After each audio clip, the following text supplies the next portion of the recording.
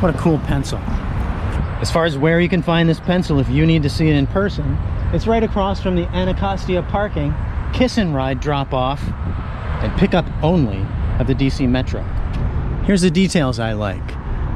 Look at the point of that pencil. That is so real. And you can see it's created when you come up close, just with a dark gray, a black, a white, a black outline, and using spray paint to fade in between the two colors, or the three colors. I love how they used black spray paint also to make a little shadow between the primer on the pencil, the paint on the pencil, and the wood of the pencil.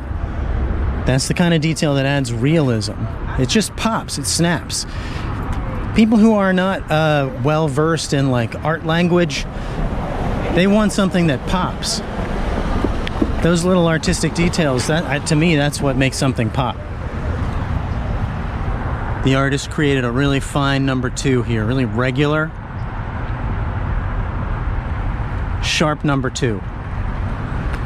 For a number 2 pencil, of course. I'm not trying to make any other kind of jokes. I wouldn't be like a 50-year-old guy out here on the street in Anacostia, Maryland or whatever, making number 2 jokes. That's not my style. So that shows the creativity that can come just from one number 2 pencil, the kind of pencil you use to take your standardized test and get put into the tracking system of a public school, you know, where they decide if you're smart or you're dumb, and then what kind of classes you can take because of that. Even if they think you're dumb, you can use your number 2 pencil to create all this, you know, fanciful, whimsical, inclusive, loving, stellar. It's really stellar because there's stars. I think that's all the word stellar means, is that it means there's stars involved. This street artist is not a slave to realism. I don't know what they did. Maybe this pencil's been chewed on, but they really did it. That's a stamped metal, you know, top eraser holder thing that merges the eraser with the wood of the pencil. And I'm wondering if that's the signature. Do you think that might be the signature? Could Mas Paz have painted that? He painted a big mural down here as part of this new development. Maybe we'll swing by.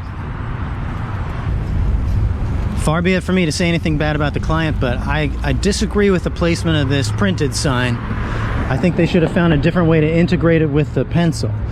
Maybe painting these letters in the light highlight pink on the eraser somewhere. Somebody bit on that pencil. See, that's the kind of thing. What could that even have been? Some sort of a recessed thing, maybe a light fixture from a previous, you know, this building's previous incarnation. They had a light fixture that required somebody to dig a channel into it, but it just looks like somebody chewed on the pencil now.